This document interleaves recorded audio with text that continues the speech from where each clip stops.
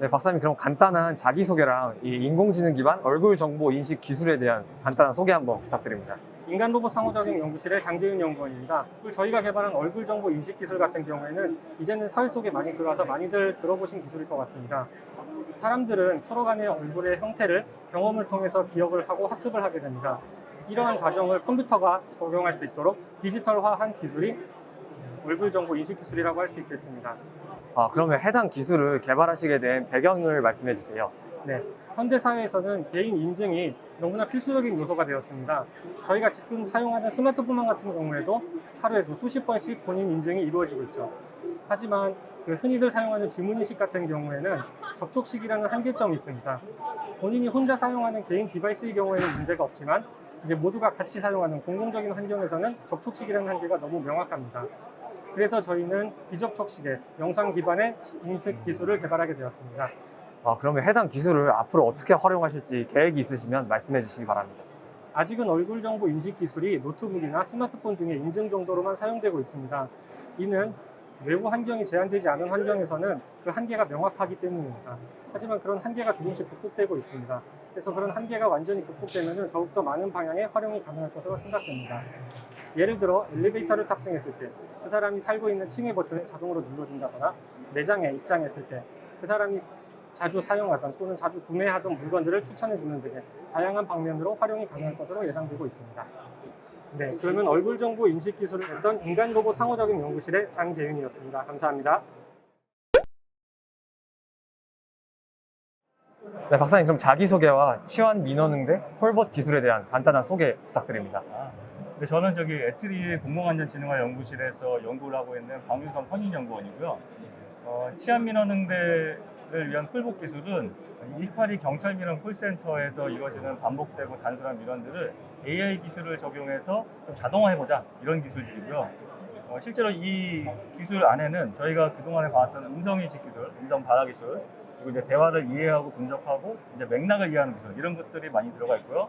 지금 기술 이외에 이제 향후에 사투리 인식이라든지 아니면 멀티턴 대화라든지 이런 기술들이 추가적으로 개발돼서 포함될 예정입니다. 그럼 혹시 해당 기술을 개발하시게 된 배경이 있으신가요? 실제로 우리나라 182 경찰민원 콜센터 보면 한 200명 넘게 되는 인원이 전국에 있는 민원들을 처리하고 계세요. 너무 힘들겠죠.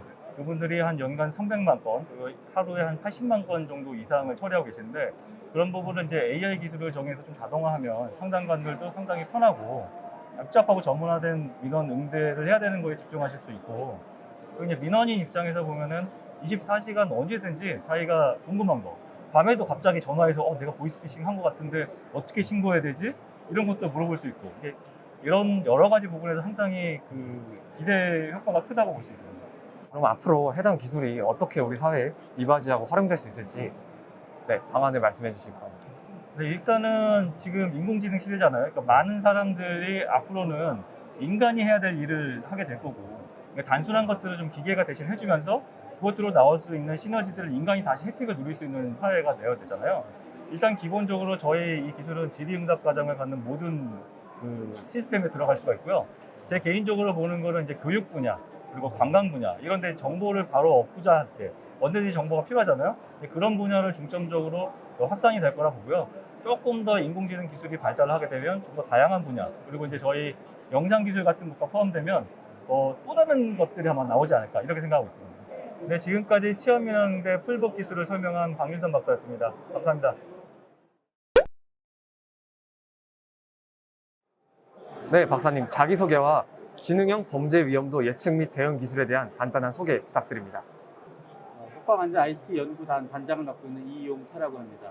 아울러 여기 지금 소개하려고 하는 지능형 범죄 위험 예측 및 대응 기술의 과제 책임자를 맡고 있습니다. 이 기술은 경찰서에 신고가 들어오는 신고에 따라서 이 신고가 얼마만큼 위험한지, 그리고 이 신고가 어떤 범죄로 넘어갈 수 있는지를 예측해서 경찰관에게 접수가 되고 이 정보가 현장에 있는 경찰관에게 전달될 수 있도록 하는 그런 시스템이 되겠습니다. 어떤 살인 사건이나 사기 사건이 일어났을 때 거기에 관련된 인물들, 사건들을 조회해주는 프로그램입니다. 그래서 김대성이라는 인물이 조금 의심스럽게 발견이 돼서 그 사람에 대한 관련 인물들을 이렇게 조회를 할 수가 있어요. 치안 DB에 저장되어 있는 피해자 혹은 기타 관련 인물들을 볼 수가 있고요. 좀 더 자세히 관련된 인물들을 볼 수도 있고요. 김대성과 관련됐던 사건 관계, 이러한 사건들이 있었다. 사건 관계도 보고 사건별 인물들도 종합적으로 하이어라키컬하게 보실 수가 있어요. 이렇게. 그리고 이거를 한 화면에 정렬하는 것도 가능하고, 이 인물들 중에서 또 의심스러운 인물들은 또 다시 추적해 나가서 각각 찾아보실 수가 있습니다. 그래서 김영미라는 여중생이 실종이 됐어요. 근데 왜 실종이 됐나 봤더니 이명순네 집에 갔다가 실종이 된 거죠. 근데 이명순은 가정폭력으로 신고도 몇 번 했고, 이명순네 아빠는 여러 가지 범죄를 저질렀던 범죄자였던 거예요. 그래서 이 둘의 인물관계를 가지고 앞에 분석을 해봤더니 가장 위험한 사람이 이경학, 그 다음 고난이, 그 다음 안준호가 위험하더라. 그럼 여기서부터 수사를 시작해 나가면 되지 않을까라고 제안을 해주는 그런 것까지가 저희 프로그램입니다. 그럼 해당 기술이 앞으로 어떻게 활용될지 설명 부탁드립니다. 이 기술들은 조만간에 시범 서비스를 통해 가지고 경찰서에 직접 적용 시험을 하고 향후에 경찰서에서 활용할 수 있도록 그렇게 활용될 예정입니다. 네, 지금까지 한국교통연구원의 이용태였습니다.